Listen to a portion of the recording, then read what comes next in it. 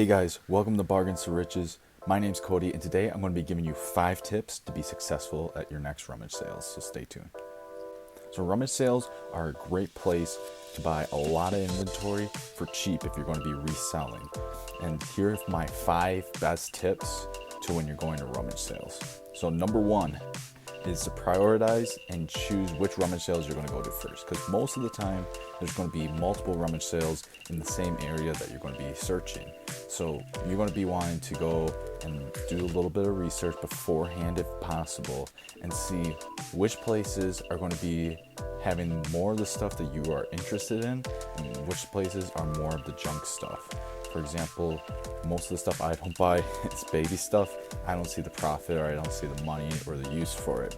So those places I definitely stay away from.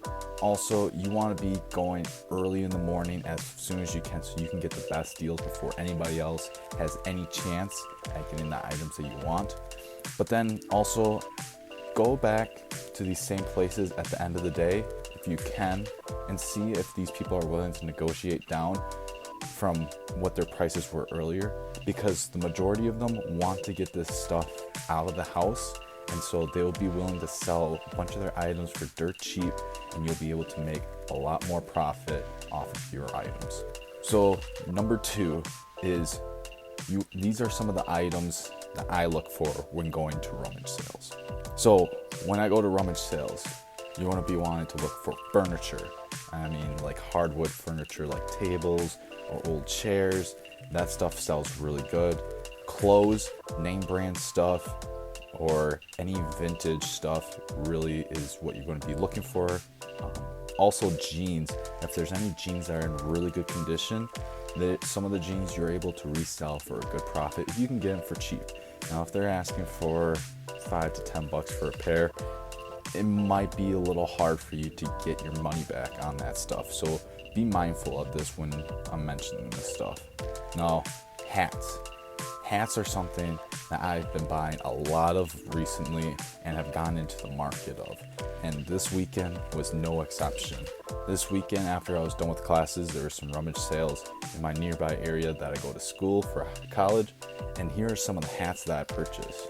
So this hat is from the 1996 Olympics in Atlanta, and it's brand new with tags still. Bought this for $1. Even though it's the kids version of the hat, somebody's going to be wanting to buy this hat and use it as a display for at least $15-20 I can sell this for. And then I bought this Pepsi hat as well, still with the tag. This is from 90s, early 80s. It says Pepsi USA. This hat I bought for $0.25, and I'll be able to get $15. Now, this hat is the best hat that I got from the day. This hat is from minor league baseball team. They're now the Wisconsin Timber Rattlers, but before they were the Appleton Foxes. This hat is brand new, New Era, which is a company that a bunch of collectors like. Brand new with tag. Looks real good. This is going to be easily selling for $50 to $60.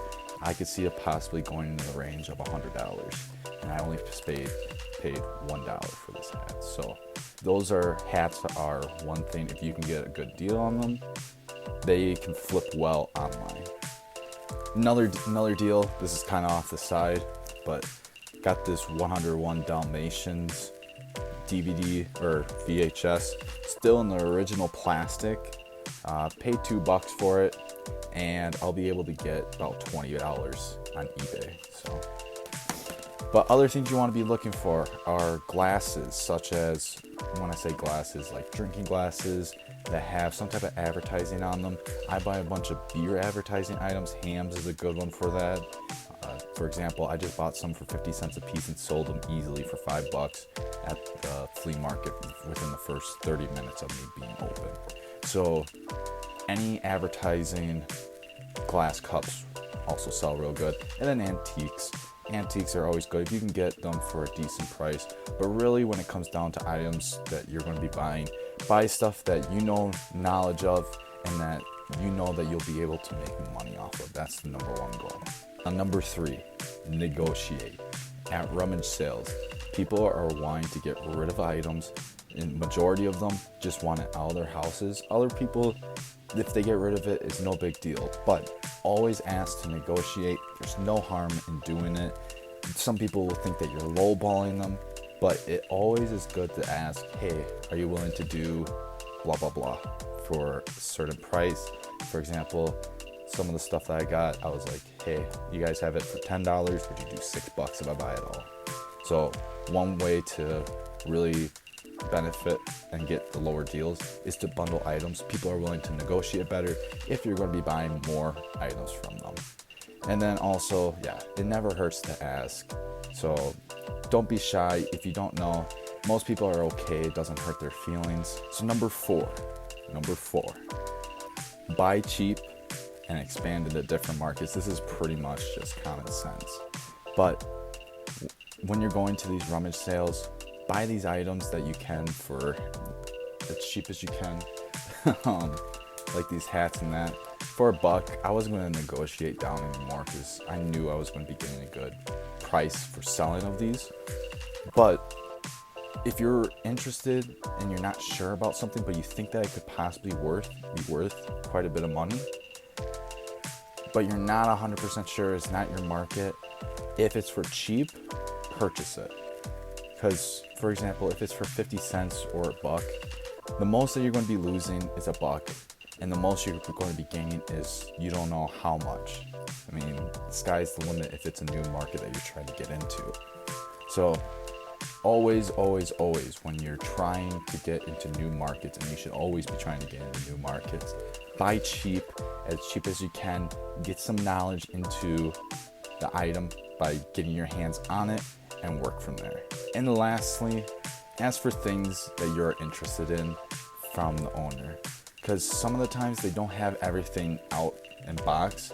So ask them, hey, do you have any vintage video games like Game Boy games? Or do you have any hats? Most of the time they'll lead you in the right area if they do have them. If they're not, they're going to say that they don't have them. But also, when doing this, some of them don't even have the items listed out, and they were thinking about keeping them, but on second thought they go, hey, maybe it's time to get rid of some of this stuff, and they'll show you items that they don't have out for anybody else to sell. And I've gotten good connections and good deals from asking people, hey, do you have blah blah blah? And for example, this past weekend I asked this guy if he had any other beer bottles, and I got a really nice beer bottle for $5. So, and that's going to be going in my personal collection and for a while. But afterwards, I know that I'll be able to make good money off of it once it gets out of my collection. So always ask the people that are at the sales running each rummage sale if they have the items that you're interested in, and work from there. So those are the 5 main tips that I suggest when going to any rummage sales. Of course, there's more tips. If you guys would like to hear more, please leave a comment down below. Make sure to subscribe and like. And until next time, peace.